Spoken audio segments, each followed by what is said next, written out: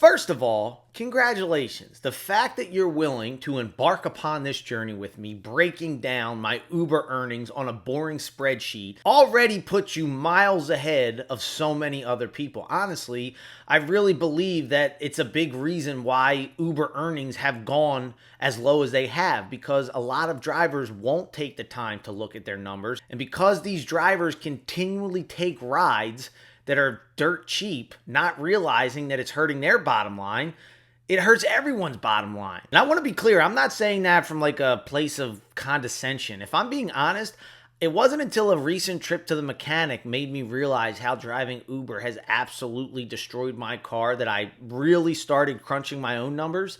And I think part of the reason why I'm like firing out all these like anti-Uber and anti-Lyft videos recently is because it's like opened my eyes to just how absolutely absurd it is what these companies are doing to their independent contractors. I feel like we're witnessing like the biggest con of all time right in front of our eyes. And because the service they offer is awesome. Like, let's never forget the fact, like, compared to cabs, Uber and Lyft are pretty great. But because their service is so good, we're just kind of turning a blind eye to how they're exploiting the people who drive for them. And in this video, I wanted to break down what I learned in hopes of sharing something that can help other Uber drivers maybe consider things that they weren't thinking about on why it's crushing their bottom line, or at the very least, have other drivers add on to things that I might have missed about their experiences and why earnings have gotten so low. Because until the majority of drivers realize what these gig companies are doing to their independent contractors and how they're taking advantage of them, our earnings will continue to get lower and lower and lower. And I'm not saying that just to say that. I mean, it's always been that the more drivers there were, the more it affected the demand and the more it affected the earnings. But now, Uber is literally auctioning off their rides to the lowest bidder. Not the highest bidder, the lowest bidder. So the more drivers out there that aren't thinking about their numbers and are accepting these rides for dirt cheap, it's not just hurting their bottom line, but it's affecting everybody else's earnings too. All right, so I have 4 different spreadsheets here broken down from Ubering in Philly, Ubering down the shore, doing Lyft in Philly, and then the total. So I think the first mistake a lot of drivers make is they look at their earnings at the end of the day, what I have as my gross earnings, and they think that's what they made, right? But that doesn't account for the expenses. And then on top of that, the other mistake I think a lot of drivers make is when they add up their hours, they just look at their online hours and they don't account for the time spent driving to or driving from. And I know I get a lot of pushback for that whenever I bring this up, because people are like, oh, you don't account for your commuting hours when you go to and from work. And no, you don't. But on one hand, I think you should. You know, if you work an 8-hour day with a 2-hour commute, in my head, that's a 10-hour day. And 2, the difference is with a regular job, you're typically in one place. So you know where you're going to go every single day. If I have my last fare of the day in New York City and I got to drive 2 hours home, that's going to be a lot different than if my last fare was on the same block that I live on. You know what I mean? So I think it's really important to account your hours that you're doing Uber activities, whether it's gassing up, charging, driving, whatever it is, because those are the hours you're putting towards Uber. And in that regard, yeah, you are operating as a business, because, you know, otherwise you wouldn't be engaging in those business activities. So if you look at my gross hourly, you'll see over $26 an hour. And that's why Uber and Lyft will run their commercials and say that you can earn this amount of money if you work for us. That's talking about gross, but that doesn't even account for gas, let alone maintenance on the car. This is crazy. Think about this. I only worked 13 hours this particular week, and I put on almost 300 miles. Think about the people who are working 10 or 12 hours a day. This is why Hertz doesn't want to participate in this rental program. You rack miles up like crazy. And if I took away the mileage deduction, my net earnings, the net earnings that I'm going to show to the IRS at the end of this year for this week, are $161. And that accounts for the gas I had to pay and possible maintenance costs. So the net hourly drops down to $12.30 an hour, which, relatively speaking, in Philadelphia, you can pretty much, the minimum wage is $7.25, but you can pretty much get a job, any job at like a hoagie shop or whatever it is for, honestly, probably more. I think Wawa starts at like $15 an hour. So the thing with that is, Like, you're taking on so much less risk when you're working at Wawa. Now, I made a whole separate video about these 2 days. It's called like Uber earnings have hit rock bottom. I drove so much. I explained it more in the video. I drove all the way to a passenger and then they canceled. So I ended up not getting paid. I drove so much on these 2 days that the mileage deduction was actually more than what I earned. You know, again, if this was a business and I was selling t-shirts and I'm getting a t-shirt made for $10 and I'm only selling it for $5, you'd be like, it's not a good business model. You're paying more for the t-shirt than you're getting from it. You are paying more to operate an Uber vehicle than Uber is actually paying you to drive Uber. And the other thing I want to point out that's really interesting that a lot of drivers don't realize is look how different the net hourly is, right? I saw some idiot, some guy who's like, people are just lazy. They just need to work more. I heard an Uber driver worked 20 hours and made $500. If that was me, I would work 60 hours and make $1,500. Work 3x the hours, you get 3x the money. People are just lazy.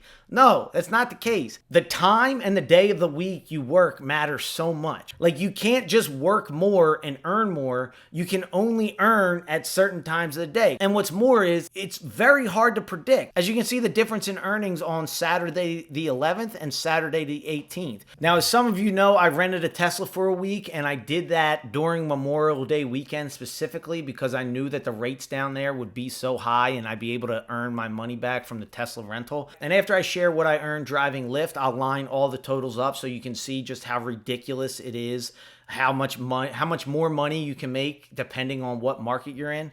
But at the shore, as I've mentioned, 100 times, not to beat a dead horse, not only are the rates higher, but there's less drivers down there and there's an influx of people that are down there on vacation who need an Uber, they're drinking, and they want to spend money. I mean, the difference is insane. Even after taking away the mileage deductions, I'm still earning $37 an hour, $33 an hour. In total, I cleared almost $36 an hour. And okay, so this is, I forgot I did this. This is what I would have earned if I drove my regular car, my Honda gas-powered car. Without charging, it would have been 19 hours of working.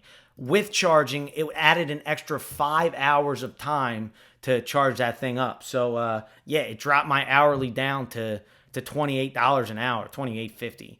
But that's $7 difference, $7.50. And that's why I'm not one of these guys like I'm so out on Uber. You can still make money at certain times if you know when to pick your spots. I mean, if you can earn $36 an hour you got to understand, this isn't like, I'm working Monday through Friday, 9 to 5. This is a Saturday night at 1 a.m. Like, what other jobs, or forget jobs, what other thing could you be doing at Saturday at 1 a.m? You could be sleeping, which is lame.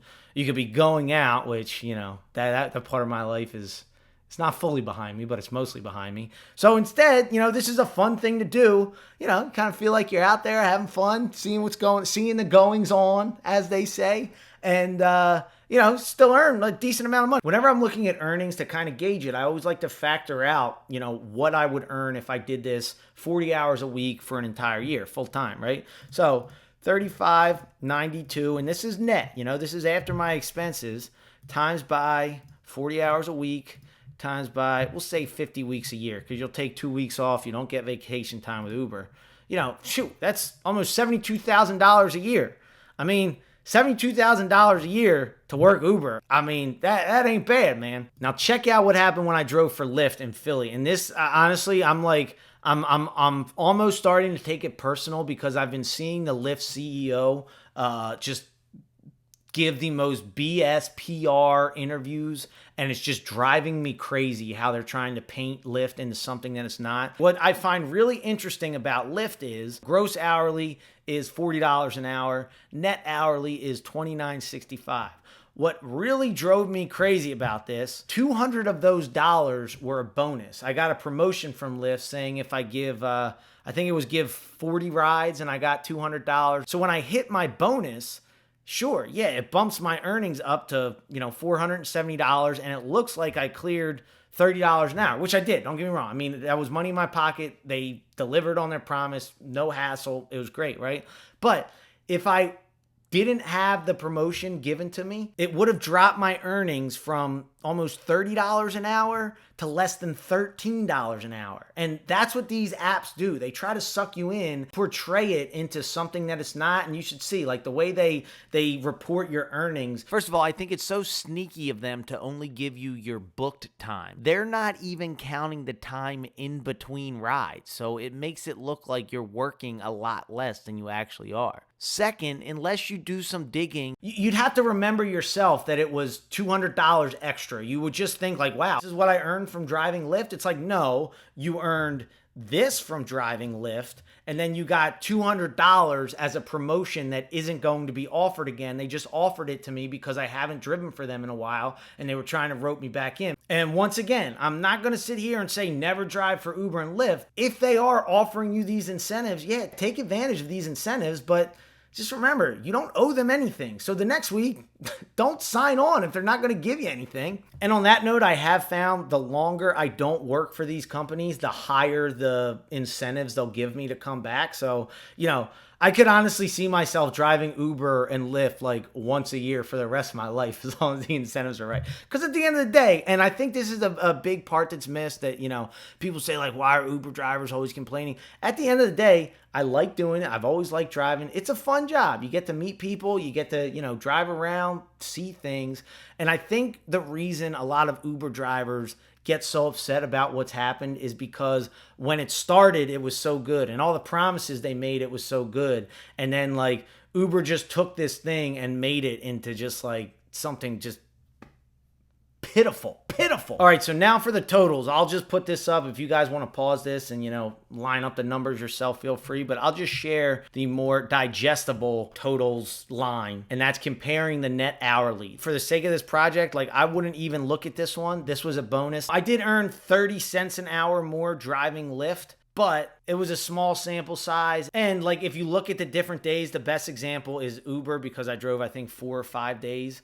With Lyft, I only drove 2. But, the best example of this is that every single day is different. And, a lot of that has to do with time and luck. The point is, I can't sit here and definitively say that you're going to earn 30 cents an hour more driving Lyft. But I can confidently say that if you are going to drive Uber or Lyft in the Philadelphia market, you're probably going to clear between $10 or $15 on any given night. And again, like, this was a holiday weekend, so typically it won't be that high, but in general, driving down the shore for most people is still a very good opportunity. Let me know in the comments how these earnings compare to your market, and if you are interested in finding out how you can earn more money driving Uber and Lyft, when that video is finished, I'll put it right there. In the meantime, YouTube thinks you'll like this video. Thanks for watching.